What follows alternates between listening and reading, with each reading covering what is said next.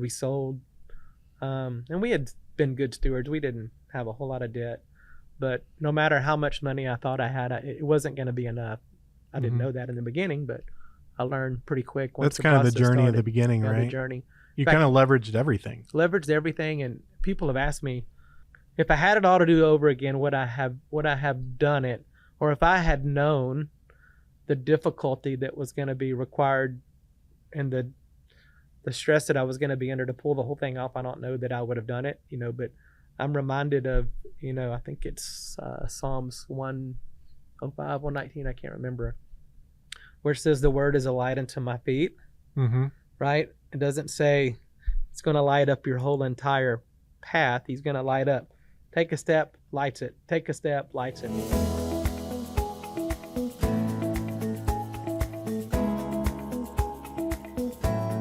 Welcome to Growth By. Nat Brost here. Lori Bunger no less. Yes, hello. And infamous Marty Bryan, which aka Marty B. I just learned his last name like 2 days ago. Yeah. I'm like, oh, he has a last name. So and for us that live in the North DFW area, most people know of Marty B, and especially Marty B's and all your restaurants. And so I'm going to try just by memory of thinking of all your restaurants, but I think I'm probably going to leave some out. So we've got Marty B's, we'd call like the flagship, right? Was Rustico next? Yes, sir. Okay. 1845 next? Okay. Was Ice Cream or the coffee shop next after that? Coffee shop to go. Okay. And ice cream, yeah. Okay, coffee shop, and then Marty B's to go, and then ice cream, and now Cactus Canyon. Wait, what's that one? Cactus Canyon? No. Yeah, what is that one? It's probably the best Mexican restaurant in DFW. Where is it? In Argyle, out north, close to 35W on 407. And we just talked about how far that is. It's far beyond. It's so far. It's so far. Yeah. Okay. Yeah. And especially when they get the road system figured out over there a little bit, it'll even get better. But everything that you do it in a pretty excellent way. There's no doubt. Like, so it just has the presence of just somebody who just went all in on something. But it just happens to be everything that you do, and I think that's just such a great character trait. So yeah, everything you do, you're just all in, which is just awesome. And so, this is not a scripted thing. This is just a conversation of hearing who you are, hearing what you've been through, us learning from that. And I can't wait to get into it. We recently, I just started to really get to know you probably about a month ago. We had coffee together, and then just we had that passion event recently, which was pretty cool. Amazing. And so Marty is a man of God too, which I admire. And so let's just kind of get into it a little bit, huh? Yeah. Let's get into it. I mean, I just learned something new that I apparently need to go outside of my bubble just a little bit. Okay, we're gonna start because we always just have dinner and stuff at our houses. Yeah, will you take us out sometime? Yes, I will. He's really selfish about Tonight, we're going to Cactus Canyon. Okay, there you go. Good All idea. right. So, how did you get started in the restaurant business? Let's just. You want to dive in right there? Yeah, that's a great. Loaded question. Super simple. I had grew up in a small town and I moved to Houston in 90. My mom had moved to Houston and I grew up in a small town. I grew up on a ranch. I mean, we were 15 minutes from town. If you got home and you forgot milk or bread, you just didn't do it. You didn't have it, right? And so I knew that opportunities for me were probably going to be grander in a larger city like Houston. So moved to Houston in 90 and my mom and the guy she was with at the time had a funeral home, and I worked there for 6 months. Believe it or not, I realized real quick that probably wasn't the ideal thing. Honestly, I did everything. I made calls. Back then, Houston was divided up into regions, and so anytime there was a death or fatality in the city of Houston, local funeral homes had partnered with the morgue, and our funeral home just happened to be one that went out and picked up the body and took it into either the morgue or the Ben Taub, or because most of them had to have an autopsy done. So we did that. I did funerals. The driver of you. Yeah, Oh, wow. I did funerals. I did some embalming. I did a lot of things. It was quite interesting. Wow. Job.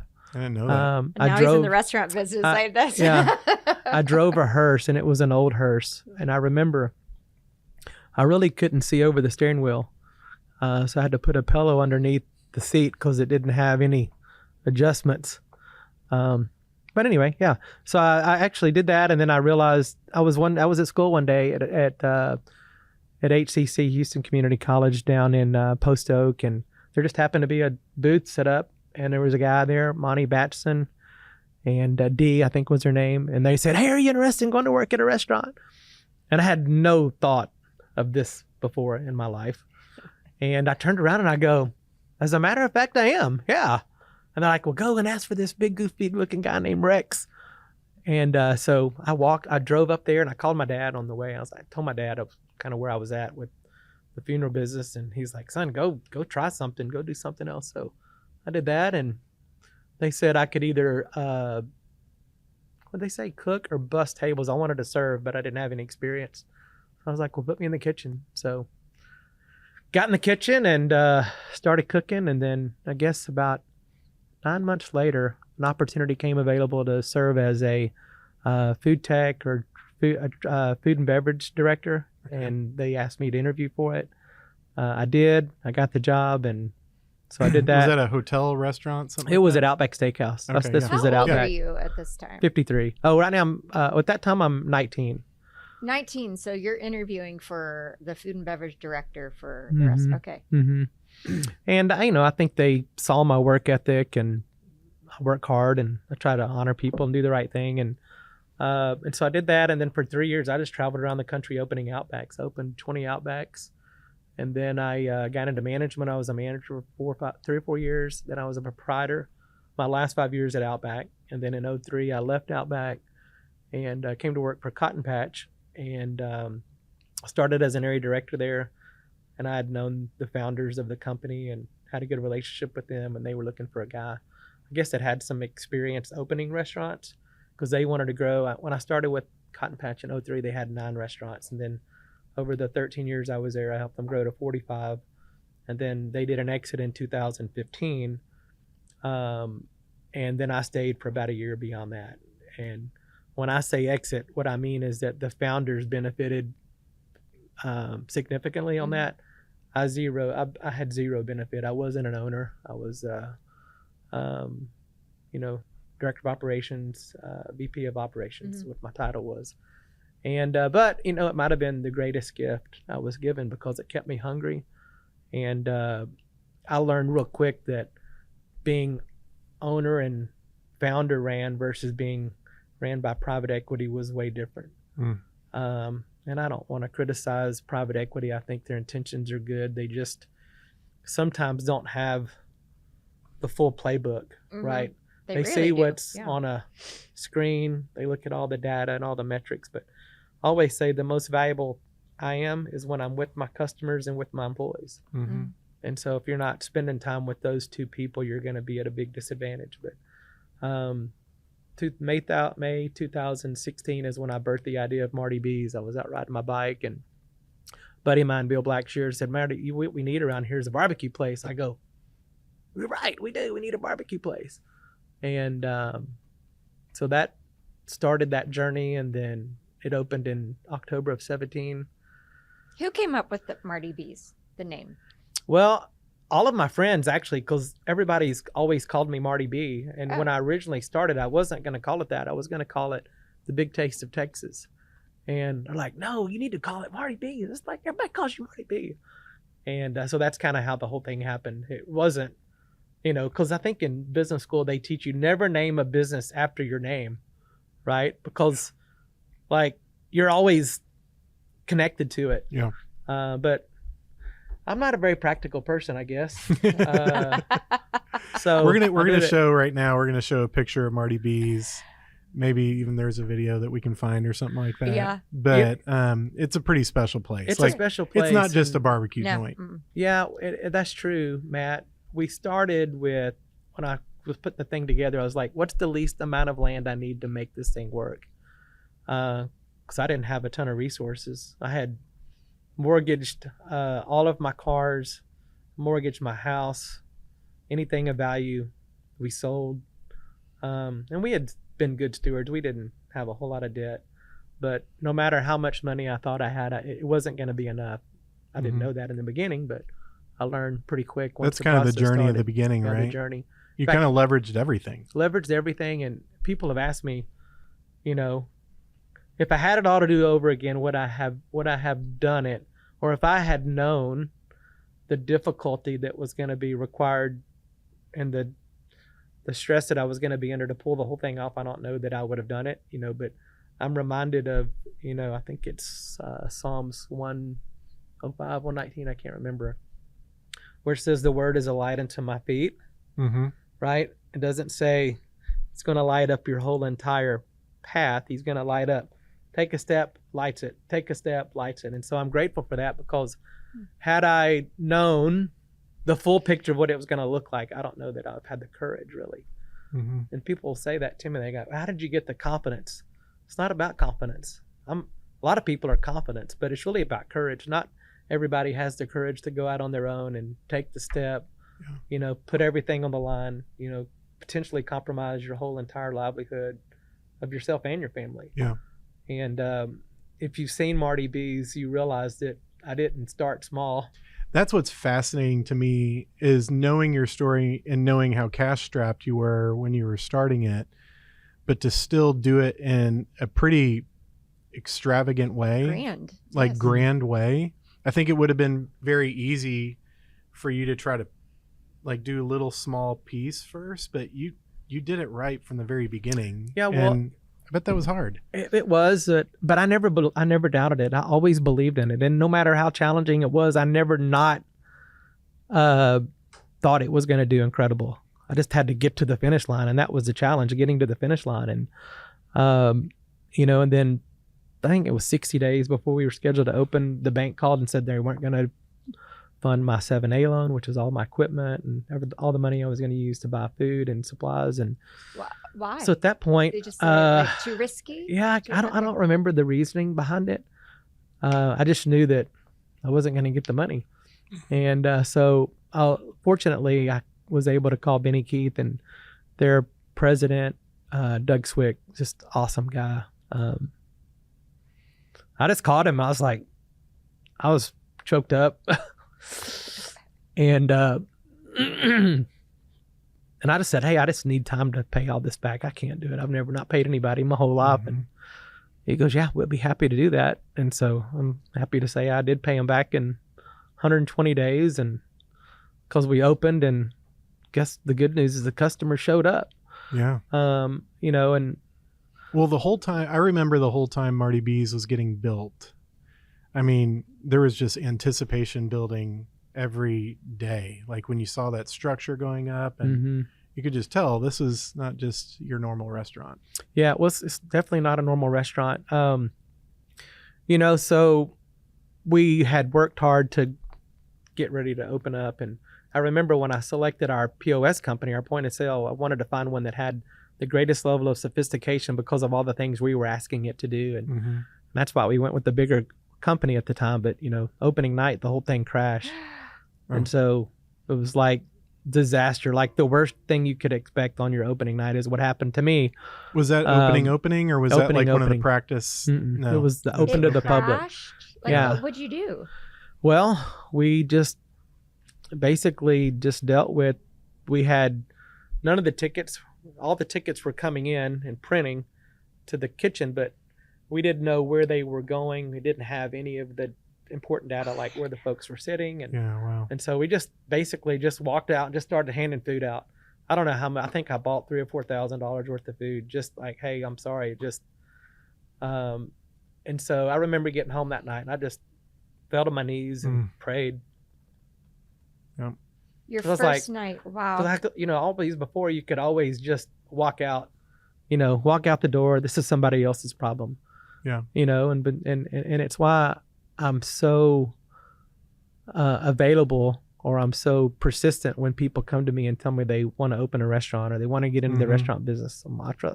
I try so hard to talk them out of it, because at that point I'd been doing it for 27 years, but I couldn't walk away. I'd put my whole life into this thing, and I had to figure it out. Invested, yeah. And so if you went to Marty B's in the first month or two, you probably didn't see me because I was back cooking.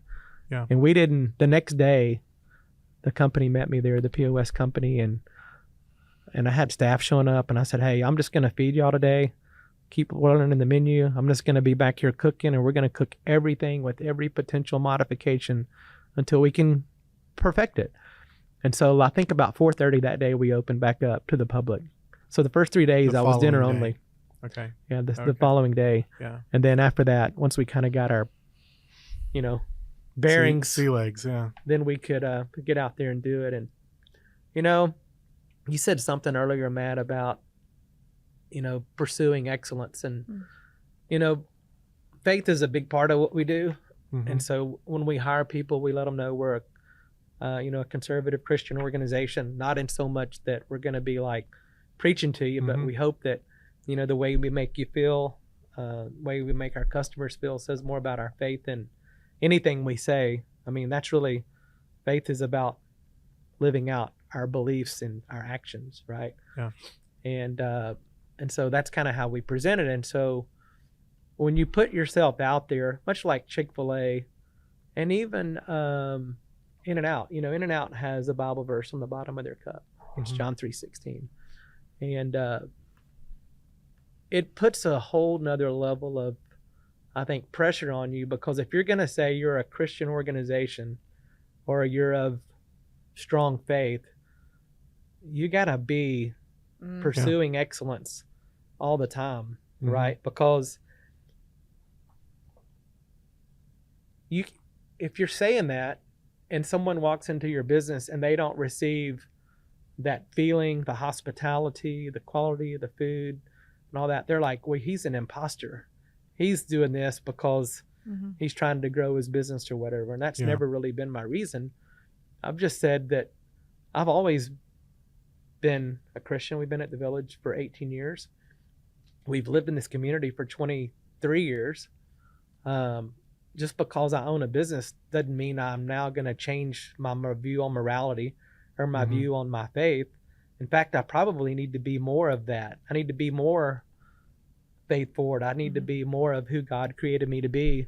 And just because I own a business doesn't change who I am. Yeah.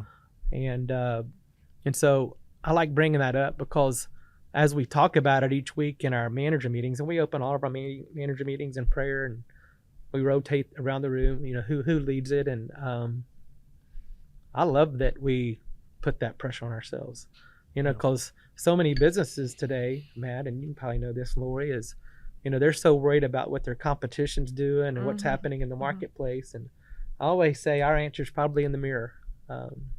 We're so busy doing what we do and pursuing excellence that I really don't really care what the competition's doing. Yeah. Now, do I go out and eat at other places for inspiration and thoughts and ideas? Totally, I do, for sure. And there's things to be learned, but at the end of the day, it's just, giving people what they want. Give them a great meal, make them feel good, be nice to them, have a great facility. It's really pretty simple. Yeah. Right. Most businesses are simple. Yeah. But it's the execution part that's the challenge. It's easy for me to sit here and say that, but we have over 800 employees now. So how does that message get to everybody, the frontline person, the busser, the dishwasher, the server? It has to get through that. It has to get to them. And the way it gets to them is through our 10 commandments, so we have what we call our 10 commandments to amazing. And so in the 35 years I've been running restaurants, I've learned what are some things that have been very impactful, what are some things that have been less impactful. And so my number one and number one is hospitality. It's how we make people feel, so when they come into our business, they always remember how you made them feel. They very rarely remember what you say, but that's our goal on that. Number two is personal grooming. I'm a big fan of being well groomed. In fact, I say it's the number one thing we can do to show respect to our customer. take care of your personal grooming habits. Shave, brush your teeth, put on underarm deodorant, comb your hair, put on clean shoes, put on a clean uniform. I mean, it is basic, but go out and eat. But in the restaurant business, I mean, you've got to be pretty clear on that. Yeah, you got to be very clear. Be basic, But go eat at other restaurants. Go see what you see. I mean, we're a place where I said we're conservative and, Christian-based organization, and we don't hire people that have unnatural color hair. We don't hire people that have offensive tattoos, excessive body piercings. I don't have anything against them. I think it's wonderful if they want to have a fashion statement and dress or look that way. They just can't work at my place. And that's okay.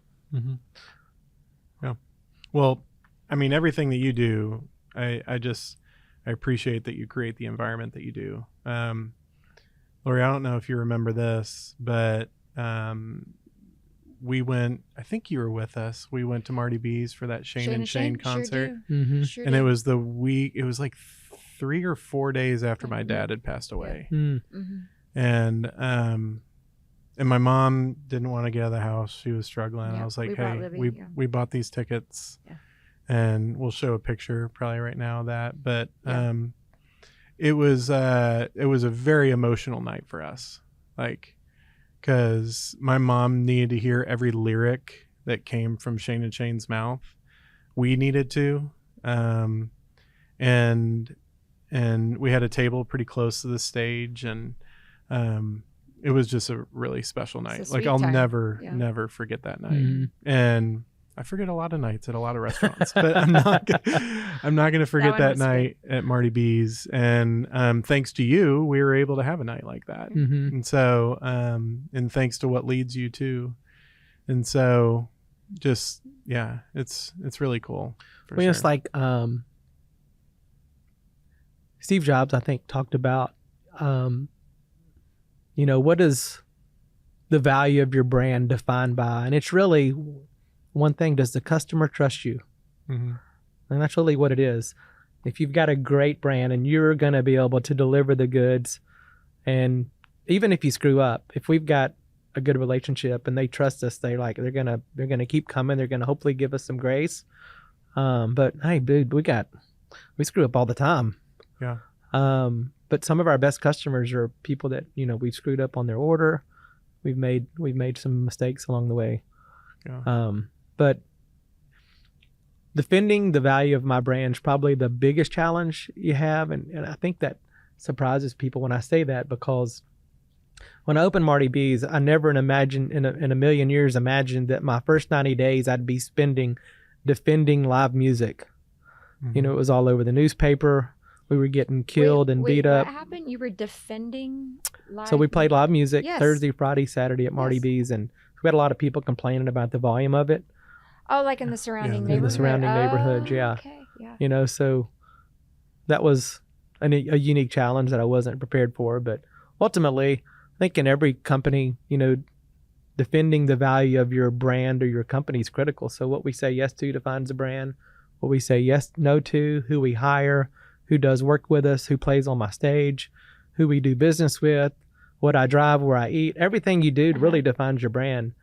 And of course, we're in a business that's very public. Like, people drive by your businesses. They see the cars there. They don't see cars there, right?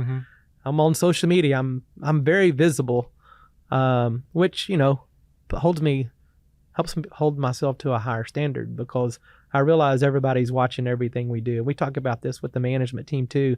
People walk into our business, they're watching what are the managers doing? The staff's watching for the managers, right? Employees, the customers. So when we're there, we have to be on high alert. And, as I've shared this with my family, it's like the actions my wife takes defines our brand. My kids, my son at Argyle, is he a good kid? Does he work hard? Is he respectful? That's Marty B's kid. That's representative of our brand and our name, and my daughters. And so we're very protective of that, because we need to be and we have to be. But more importantly, we want to set a good example.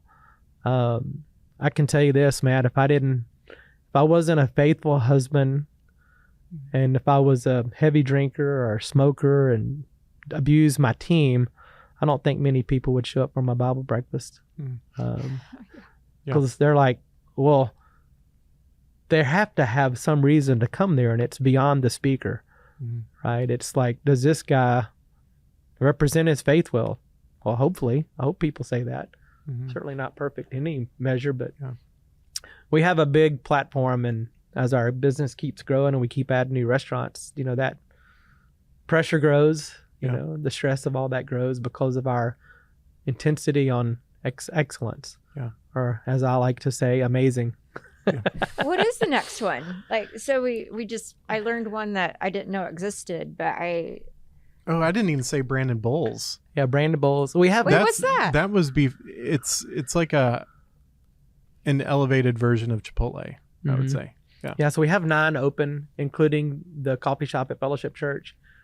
We partnered with them last summer, and we opened a big 6,000 square foot Marty B's coffee inside of the church, and it's been awesome to work with those guys. They just pursue excellence. They are incredible at hospitality and really being very intentional about the way people feel when they walk into Fellowship. And so we knew it would be a good way for us to kind of expand the brand. And I think Ed and Lisa had wanted to remodel the Source. They'd been wanting to do that for a long time, and I was able to connect with them, I guess, a year and a half ago, and we just started talking, and he goes, "You should come help me."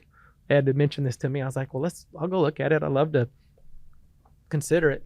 And so we did it, and it's gone great. But anyway, the 4 under construction right now. I've got Brandon Bowles in Lakeside. It's just got all of our inspections yesterday. We're opening it on Wednesday, this coming Wednesday, the 24th. The Ranchman's in Ponder. We started on it Monday. It should be open in February. Where's Ponder? It's about 25 minutes northwest of Marty B's. Okay. Small town, small community. So I basically bought the whole city block, and we're going to put in, if there's a steakhouse that's already there, we're going to build a saloon next to it, doing an outdoor live music area, a speakeasy. So when we open in February, the goal will be that the steakhouse and the saloon will be done. Then over time, we'll add other layers of the other 2 things. And then the Reserve at Marty B's, it's our 15-acre live, venue / chapel. Is that a wedding? We'll do weddings. Okay, and we're having our Young Life. Yes. Yeah. We'll do a ton of stuff there. You know, there's only Friday and Saturdays peak periods for weddings. So I anticipate we'll probably do more corporate stuff than weddings. So the space that we're creating for that's going to be just amazing. Okay. There'll be nothing like it in the community.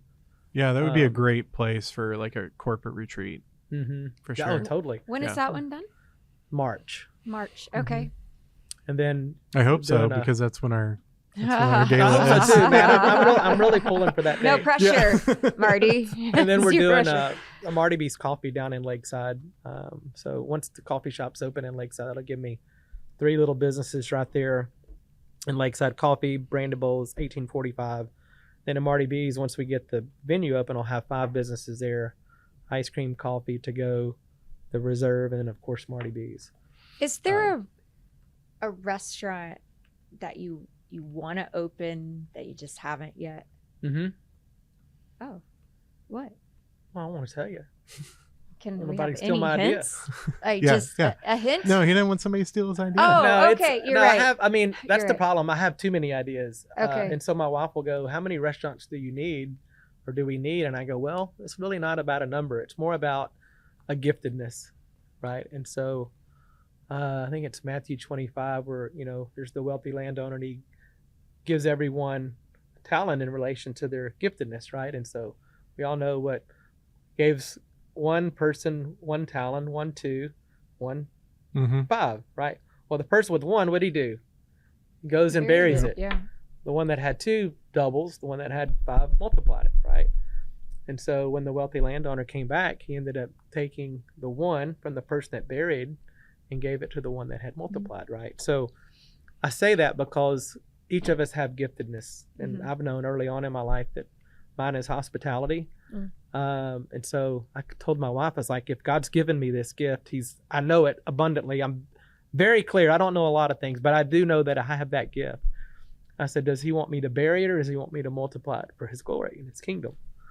And I said, so it's pretty easy, really, right? So we just try to be a good steward of all the blessings that God has given us, and continuing to grow and impact the people is a big deal. And so I've learned that if you got a great, successful brand and you got amazing people, if you don't create opportunity for them, they're going to go work for the competition.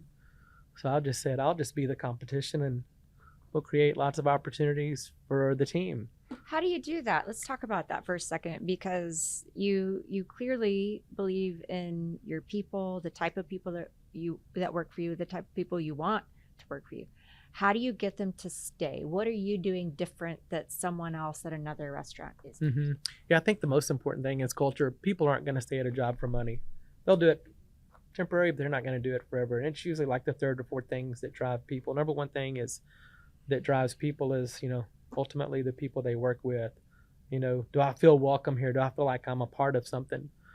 Benefits, that goes on. But money's usually the third or fourth thing. I will say, though, I think we pay better than average because I know what people are making when they start for me. Yeah. And I never give people less than what they were making. I always give them more. More, right. So not only am I honoring my faith in them when I do that, I'm also creating an opportunity, and then it reciprocates. I believe in them, and now they start to believe in me because I've already honored. I don't even know them. I'm already honoring them as a human because of how much I'm paying them. But culture is the most important thing. And so the three things I feel like are the magic behind what we do is selection, truth, and accountability. So I'm hiring a certain person.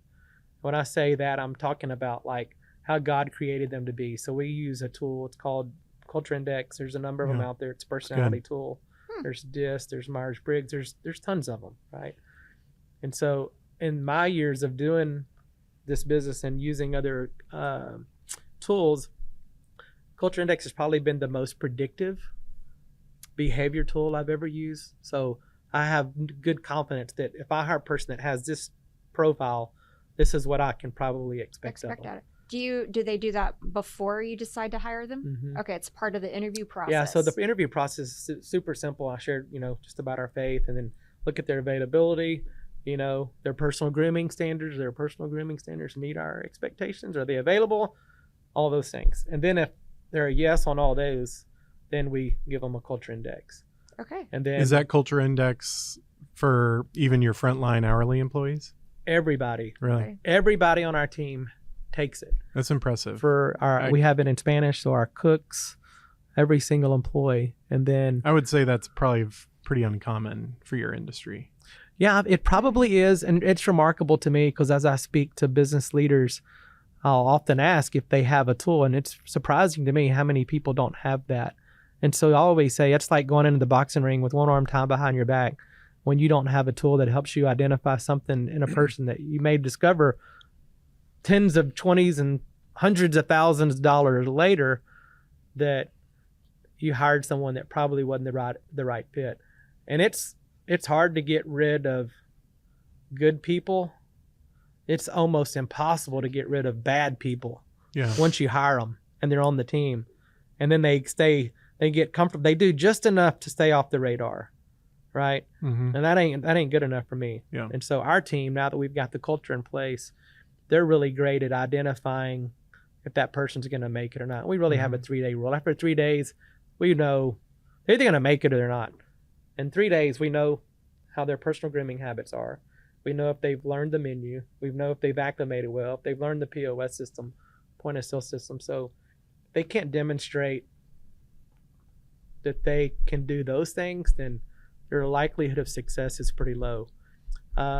When we do a culture index or the profile and it doesn't look like the right fit, we just let them know in advance. Just say, listen, you seem like a great kid. Just want to be totally upfront with you. Your likelihood of success is pretty low here based on your personality. This is what I would suggest. These are some things that a person like you would be really great at, and then I love to give it to them, and then their parents can read it. I mean, it's fascinating. Do they ever say thank you? Like, are they offended by that, or very rarely? Okay. I think most people appreciate the truth. Yes. Because they don't get it very often nowadays. Yeah. And so I talked about selection. I always say if I'm going to teach an animal to climb a tree, to train a horse, or hire a squirrel, well, squirrels are naturally gifted climbing trees, right? And so I used to work for this guy, and he had a sign on his door where it said, "Never try to teach a pig to sing. It frustrates you, annoys the pig." But so many businesses will hire bad people and spend all their time trying to make them someone they're not. And then they neglect the good people, right? And then culture starts to be affected by that, because the good people want the leaders to hold the bad people accountable or get them off the team completely. Yeah.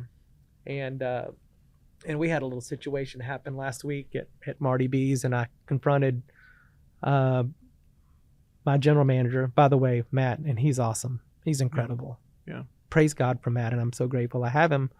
And if I didn't have Matt, I probably wouldn't be sitting here having this podcast with you. Yeah. Because he allows me the freedom to do. Solid. But all of us have to have a mentor. We have to have somebody that's going to help us hold ourselves to a higher standard. And I just called Matt the other day, and I said, "Matt, let me ask you a question." I said, we had a salaried manager on our team. I said, if this salaried manager was an hourly employee and he demonstrated the same behavior that this person is demonstrating, would he be on our team? Well, Marty, probably not. I said, well, you sit at these meetings every week and you talk about how important it is to hold our team accountable and to get people promoted or to get people off the team. And you say that every week.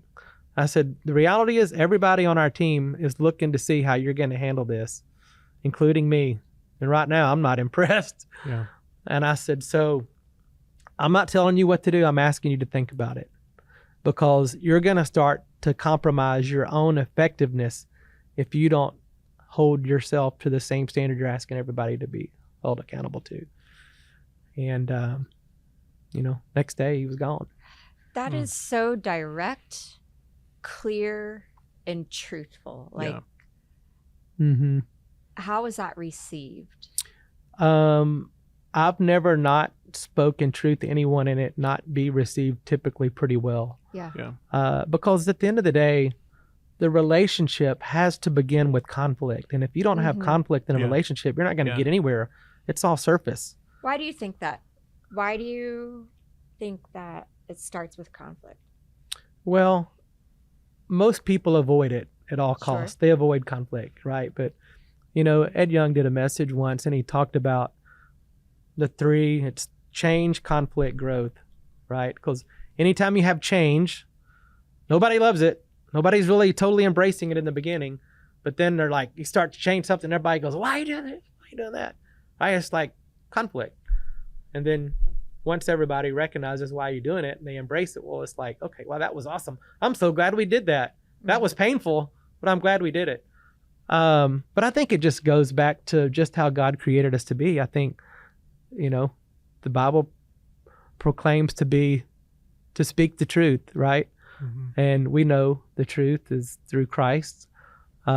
His truth is most important, and the Bible gives us lots of great examples of what that looks like. And but I always say, John Maxwell, he wrote a book, 21 Irrefutable Laws of Leadership, and there's a chapter in there, and it talks about confrontation, care enough to confront.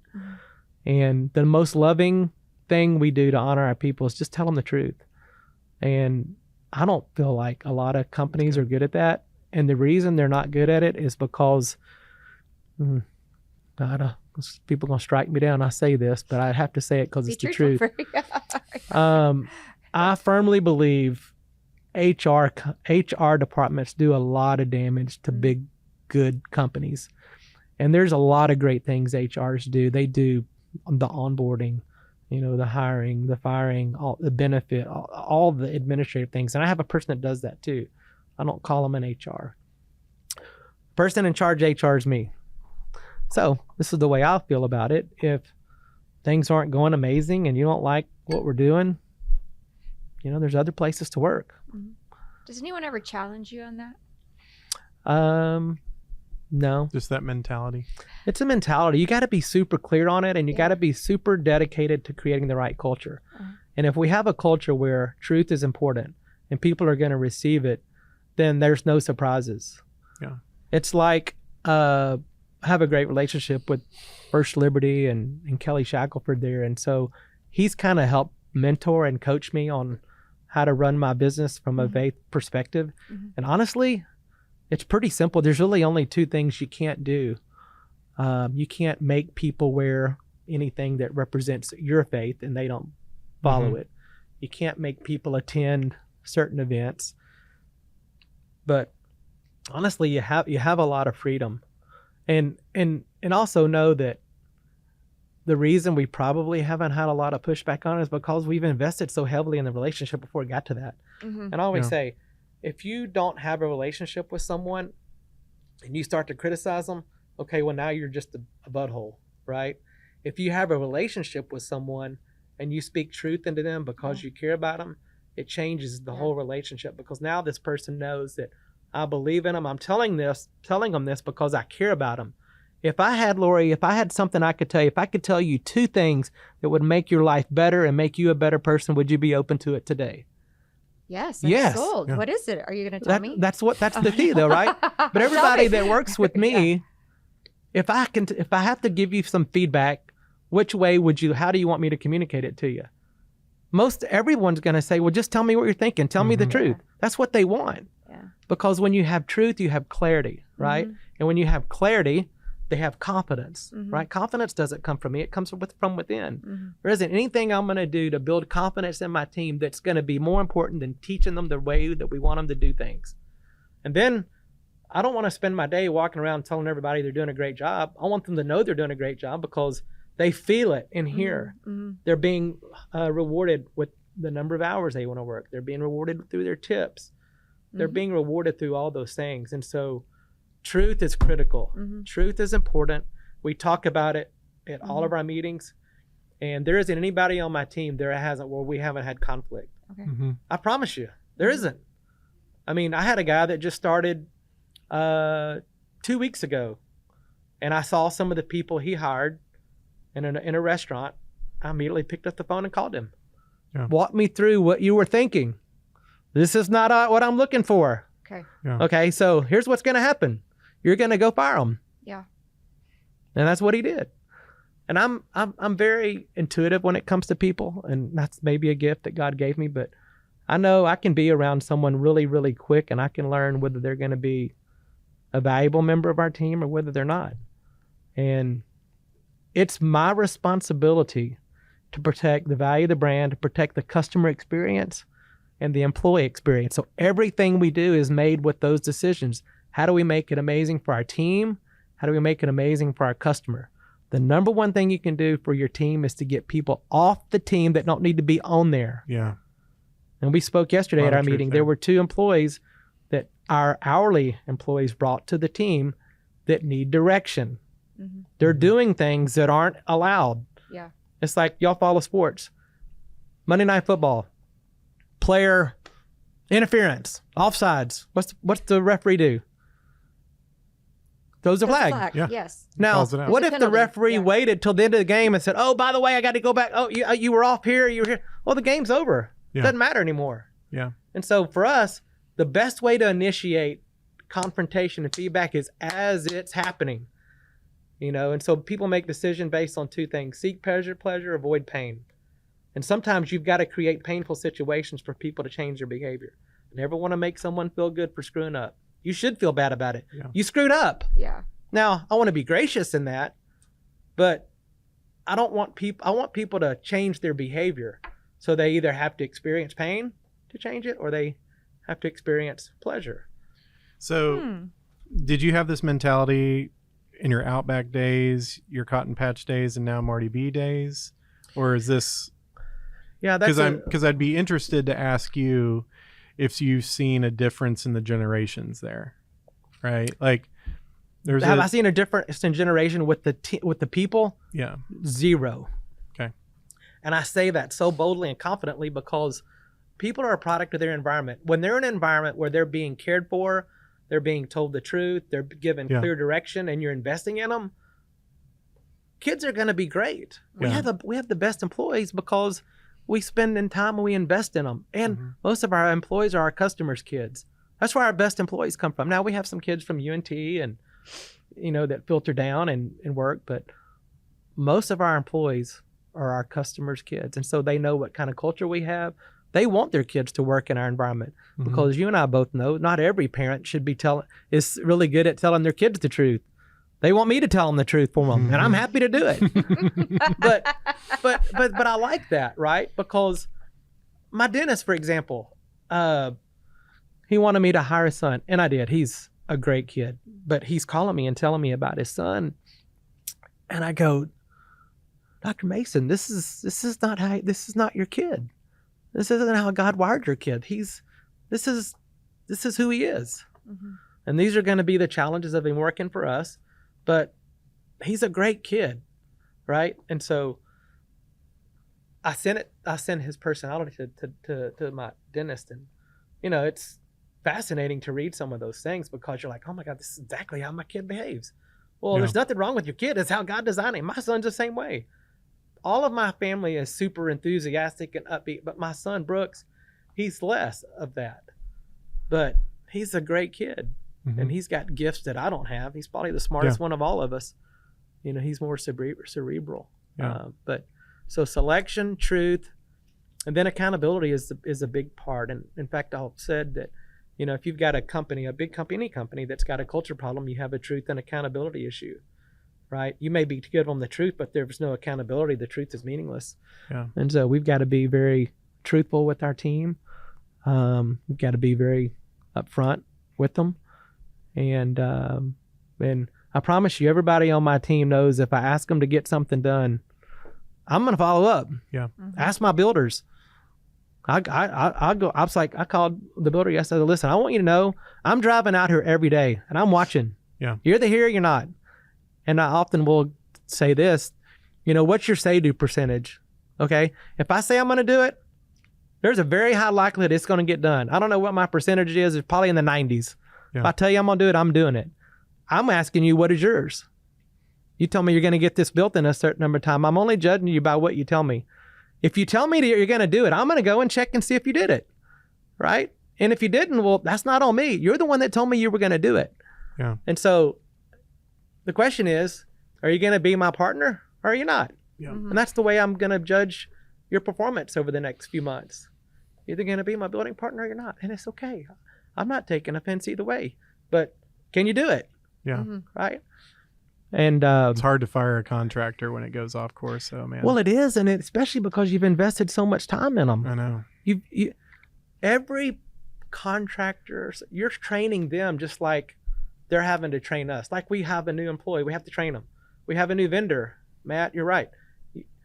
You got to train them, and really, what you're training them on is how do I behave? Mm-hmm. I've got Bryan, who's my partner in some of our restaurants. How does Bryan behave? What's his expectations? So, yeah, holding people accountable is a big part, but it's hard because nobody likes confrontation. Mm-hmm. And with the way your managers need to like confrontation, almost sounds like they can't to be a manager at one of your restaurants. They can't be scared of confrontation because that's the way you're going to bring it. You're going to be clear and direct, and if something falls short, you're going to enter. That's right. And I want them to do the same thing to me. If I'm out of line, or if they Marty, what the hell are you thinking? I want to know. Yeah. Right. I want to be. You'll receive it. And trust me, we get lots of feedback. Yeah. I don't have to solicit it a lot. In the restaurant business, you're getting feedback from all walks of life. In fact, the most popular thing I hear when I'm in my restaurant is, Marty, you know what you should do? Yeah. All day, every day. Yeah. And sometimes there's some really good ideas. And sometimes I'm like, okay, go ahead and tell me. I know you're an expert. But genuinely, you got to always be open. Yeah. Open to the feedback and open to things. And I don't like everything I hear. I don't like every ounce of feedback. Like this lady confronts me the other day in my coffee shop and was, kind of giving me a hard time because we're not a dog-friendly patio. Well, I have 3 dogs. I mean, we love dogs, but I just believe that dogs and food don't go together. Not every dog owner is great. Not every dog's great. Not every patio is conducive. I don't want dog hair on my patios. Mm-hmm. I don't want dogs fighting with each other. I don't want them using the bathroom on my space. I want it to look clean. And she goes on. I'm like talking to her, and I said, I'd listened to her for probably 10 minutes. I said, ma'am, all due reality, I'm probably not going to change our policy on this. It's just how we do it. Oh, well, now you're getting hostile. Oh no. You're getting aggressive. Oh, no. Okay. All right. Well, great talking to you. I don't know what else to tell you. But that's the way truth is. Yeah. Yeah. People take truthful things. Defending the value of my brand. I'm defending the value of my brand by saying this to this lady. And honestly, I kind of needed her seat anyway. We're packed. So it's just a chance you take. And I honestly, I try to avoid those conversations because I want to be the guy that delivers good news. Sure. And I try to get my management team to be the negative. Yeah. Right. And so as we've grown, I have to insulate myself to some degree. There are certain things I can't be involved in making the decision on because the repercussions for me are far greater than it would be for my manager. And I know myself well enough to know that you can push me to a point and I'm just going to say what I'm thinking. And then that may not be really what you want to hear. So yeah, selection, truth, accountability, critical. I think, and you've probably have identified this, but a huge part of the culture that I feel like you create is, whether it's kids or adults, putting them in a position where they're able to participate in something that's like bigger than they could like kind of imagine, I mean, that's kind of what I felt like the other night when we were at Globe Life Field with that passion event. It was just, there was something going on that's bigger than Louis Giglio, that's bigger than the worship team that was up there. It was bigger than everybody that was sitting in those tables. And it was somewhat kind of overwhelming for me, like, to be able to be a part of that. But I would say you bring that to the table for these people that have the opportunity to work for you, is that they get to participate in something that's bigger than themselves. Well, and we've had a number of kids come to faith as a result of working for us.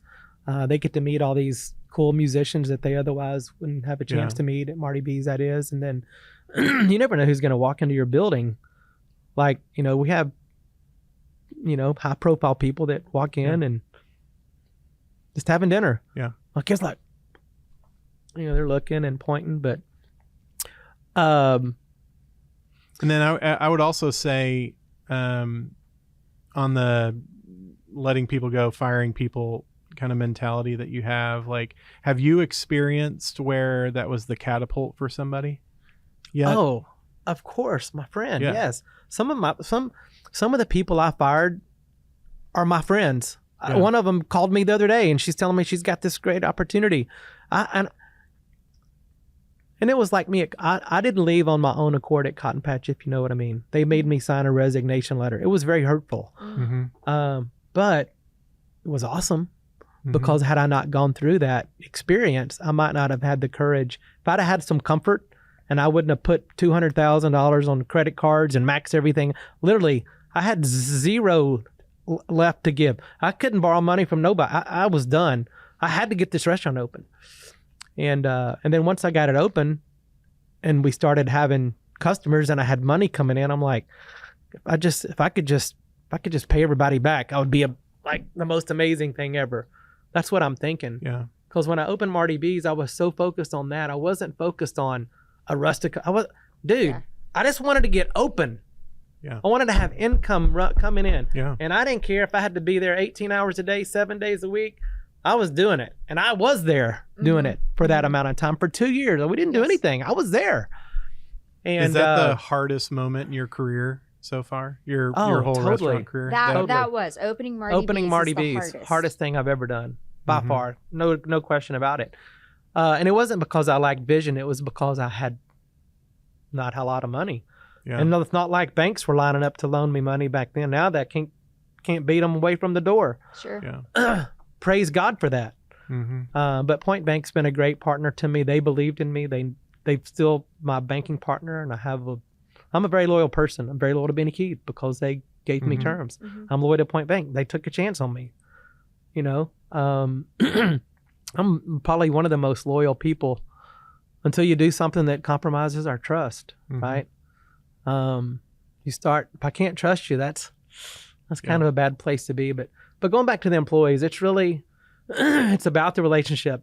And hey, I'm not going to lie, Matt, the person I am today isn't the person I started at 35 years ago.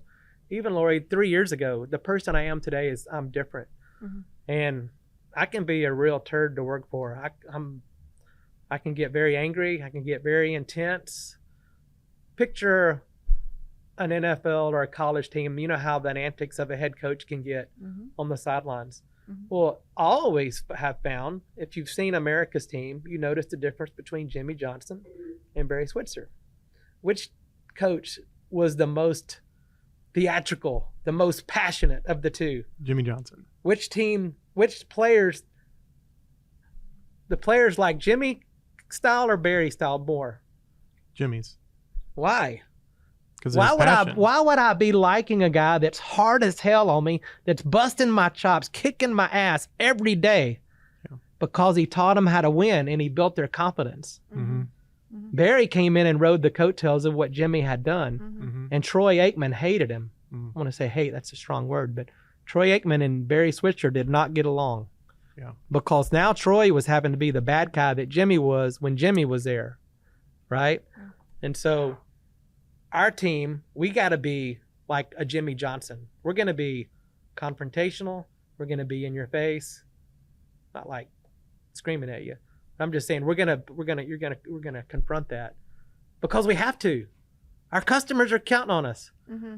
Well, a customer go, well, God, you're so hard on your people. I go, well, let me ask you a question. You walked in here. Did we greet you on time? Get your food out on time? We get it right? Was it amazing? Get you paid out on time?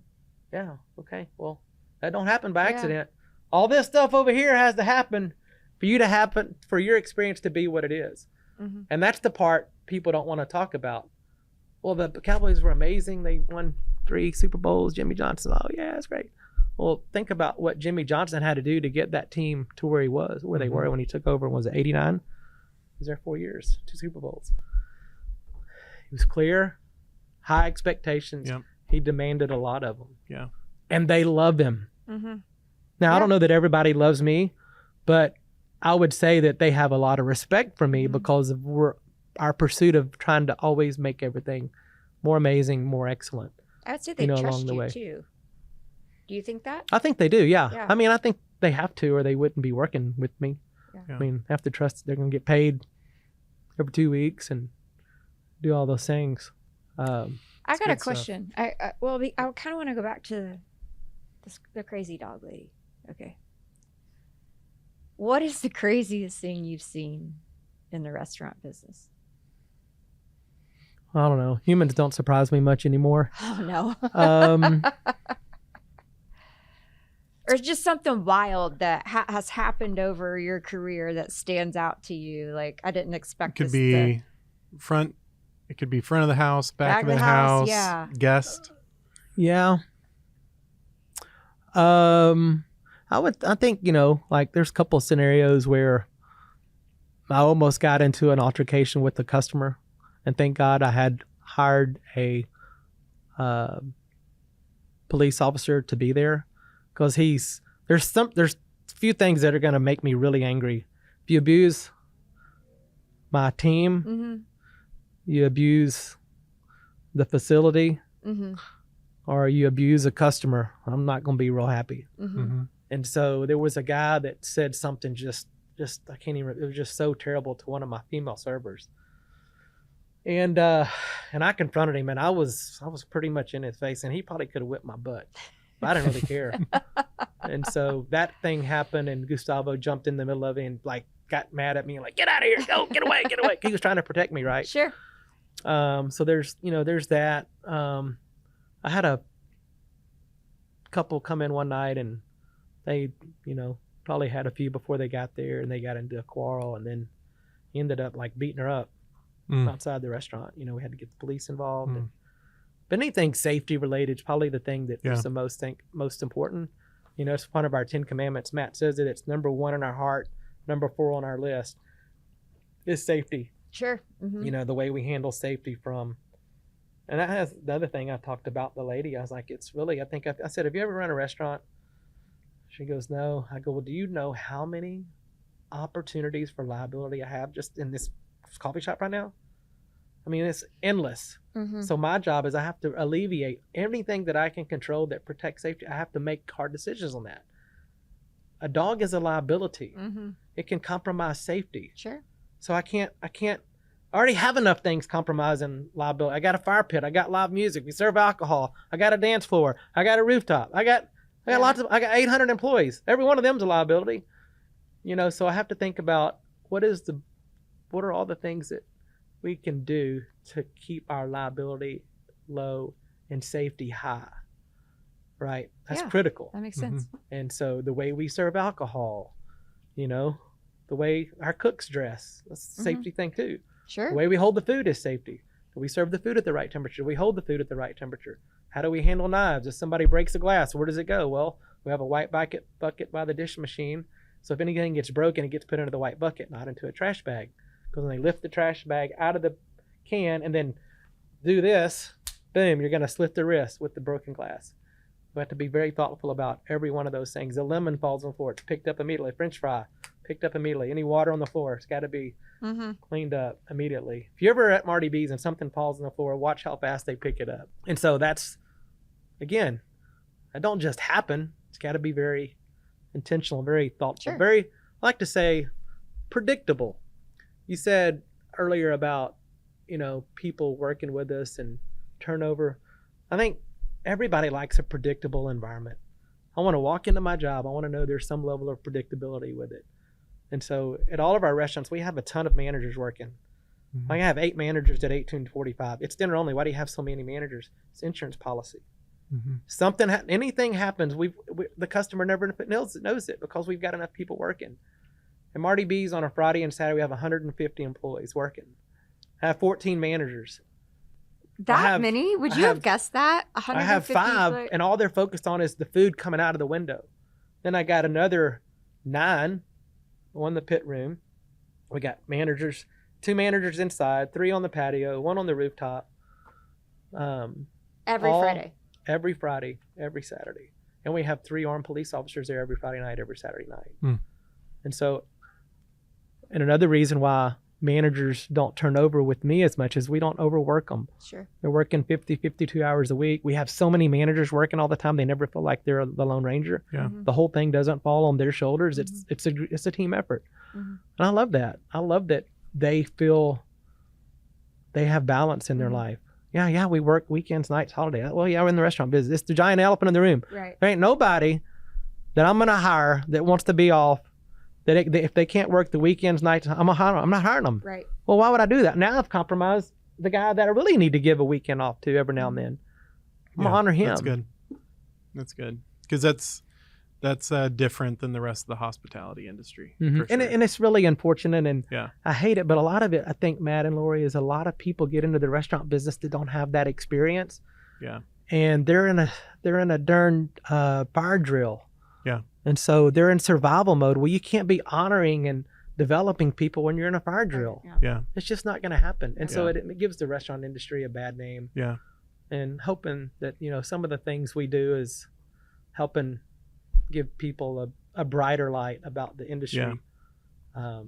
It's one of the largest industries in the country. One that I leverage often. Too much. I should probably eat at home at some point. You got to drive further now. You got to drive further. I do. I'm going to expand my horizons after this conversation. Yeah. I'll go further west. I mean, I could literally talk all day because I just think I've learned a ton for sure. I do want to ask you, and Lori's got some fun questions too, but I do want to ask you, could you have foreseen the success that you're having at almost all of your restaurants right now? At every one. Like, because, when you're trying to open Marty B's and don't even know if it's going to be able to open, and to see, I've never seen success in the restaurant industry like I'm seeing through you right now. And seems like you couldn't have foreseen that. Yeah. Huh? Did you see that coming? That's a good question. Yeah.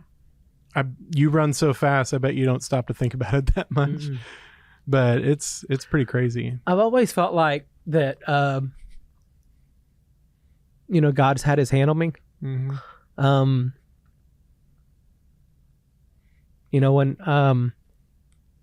When I was in the 7th grade,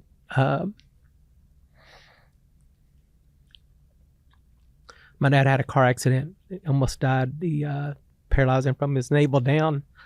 And so he was in the hospital for 6 months, and we didn't know, I think I've shared this with you, Matt, much like your situation. You just don't know what's going to happen. You're getting up, working in your attic one day, and next thing you know, you're fighting for your life. And so my dad went through that. He had a car accident, and he almost died just from ant bites because he sat there for so long with no one noticing him.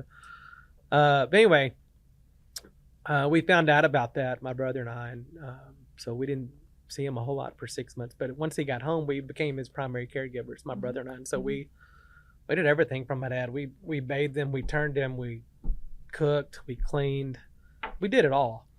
And so all of my pain was growing up. Like, my dad had an abusive wife. She was an alcoholic. She was abusive to us. She was abusive to my dad. My mom, God bless her, she's in a great place. We have a wonderful relationship, but she's been married many times, and she was not present growing up. And so it was just my brothers and I and my dad, and my dad's my hero. Always has a good attitude. He's never has a down day. And I can tell you just horrendous things that have happened to him. So with all the pain we had growing up and the challenges with the different boyfriends and stepmoms and stepdads and the pain and the uncertainty, I went to 8 different schools from kindergarten through 12th grade. We moved around a lot. So just never really got to form roots, right? We were always moving. My last 4 years in high school, I was at the same place where I met my wife, Roxanne. But I say all that because I'm pretty fearless. Nothing really scares me. And that's good and bad. I mean, I fear the Lord. And I think the reason I feel that way is because I endured so much pain growing up. We were on welfare. We would go to the grocery store with my brother and I'd circle the store until no one was there, and so we could pay with our food stamps. Every Monday at lunch, they'd put this free lunch card on my desk in front of all my peers in the 7th grade. That was humiliating. I just said, gosh, I just want to make money. I just want to pay for my lunch. I just want to have the wherewithal to do what I want to do. And, it's like it robbed me of my dignity when all that was happening. Like, you're so dependent upon other people. I was like, I want to do this. I want to pay my own lunch. I'll go mow yards. And so I started working at an early age because I wouldn't have to depend on nobody, So when you ask me would I've ever imagined it, no, but I'm not surprised. Okay. That's a great answer. Yeah. And I think, God's got amazing plans for everyone if they really do the work and pursue it. If you really believe in your heart and mind and you pray about something, be ready to receive it. Yeah. Most people pray and they're not ready to receive. A lot of them won't do the work, but I always say you can't be praying for direction in the parking lot with your car and P for park. You got to put it in drive, start driving, then God will give you some direction. But he ain't going to bless you with direction if you're in the parking lot. He ain't doing it. I mean, you got to take the step. And I've found that so true. Just take the step. Like, what do I know about coffee? What do I know about ice cream? I don't know anything about any of those things, but I took a step. Yeah. And then God puts the right people, the right things in my place, the right opportunities, because I say yes to things that I believe in, that I'm about a good gut on. That's kind of how I make decisions. I like, what's your formula for? I go, it's a gut. I either feel it or I don't. And thank God I have that gift that I feel it. But God, I just wish people knew how the life God really has for them if they would just, live faithfully, do work, have faith, take the action. Yeah, take the step. Bill McGraw wrote a book called Life Strategies, and it's a 3-word takeaway I took. It's life rewards action. Unless you're getting in the restaurant business. It's good. Don't do that. Don't do that. Yeah, don't take Don't that do action. Like, well, you don't want me there because you want me to compete. I go, no, I'm just telling you. I'm just trying to help you out here. Well, why don't you do your lightning round? Your lightning round. Okay. Okay. Some of these Thank you for sharing, man. One I've tailored specifically for you. Most of these are. Early Don't bird. ask the dad or cat one. I think we already know the answer. I to know that one. one. I wasn't going to. Early bird or night owl? Early bird. How I early? like getting up early. 6:30. 7. That's not that That is early. not early. You said earlier. I'm thinking like 4 a.m. or Oh, something. no, Well, no, he's no. also up late, probably. No, I but know. You don't sleep. If anything that requires a lot of thought, I do early. Yeah. Like I don't have usually any meetings scheduled after 12. Yeah. Because I can think a lot better. Because what ends up happening as the day gets going, you get a lot of things coming your way, and I have to be prepared for that. I lose clarity the later the day goes on. Like I need to make decisions before lunch. Beach or mountains? I like the mountains, but I don't like the elevation. I like going to Whitefish, Montana, because the mountain's like 7,000. Yeah, that's palatable. Palatable. Yeah. Yeah. You can still function. If I go to Colorado or Telluride, That's high. It's Those are super high. Okay. I struggle. Yeah. So, Go-to karaoke song? shoot, that's a good one. I don't even know. Probably Don't Stop Believing, Journey. I think we've heard that one before. Like No. heard somebody say that one? No, okay. I was trying It to is think like of what the did most Coach popular- Fields. What did Coach Fields say? I forget. This is Bon Jovi. There was that generation though. No. Okay. One word your friends would use to describe you. Focused. I could see that. Unlimited sushi or unlimited tacos? Tacos. What app on your phone do you use the most? Weather. Texting or calling? Text, for sure. Cowboy boots or cowboy hat? Both. Nope. You take one with you. Which one is it? Yeah, probably my boots. Okay, that's boots. This is a good answer. I picked. That's good. Yeah, Good yeah, job. see, that's my Marty B question. Yeah, he came appropriately dressed. Well, thank you, dude. Yeah, thanks, Really man. appreciate Thank it, you, man. Lori. Yes, And- thank Thank you, y'all. Marty. And I hope when you're driving back to Bartonville, The West. you can take some time to really think about what you've done because it's really special. So, cool. and we all get to benefit from it, Yeah. which Thank is you. really cool. So, we kind of close things up by just kind of saying, I think you would probably agree that, you've got hard seasons and you've got good seasons, but kind of no matter what season you're in, growth is coming. That's what this is focused on. Mm-hmm. So, Yeah, Yeah. I love it. Yeah. Embrace it. cool. Thanks, Thank you, Marty. Ben. You're welcome. Appreciate Thank it, y'all. man.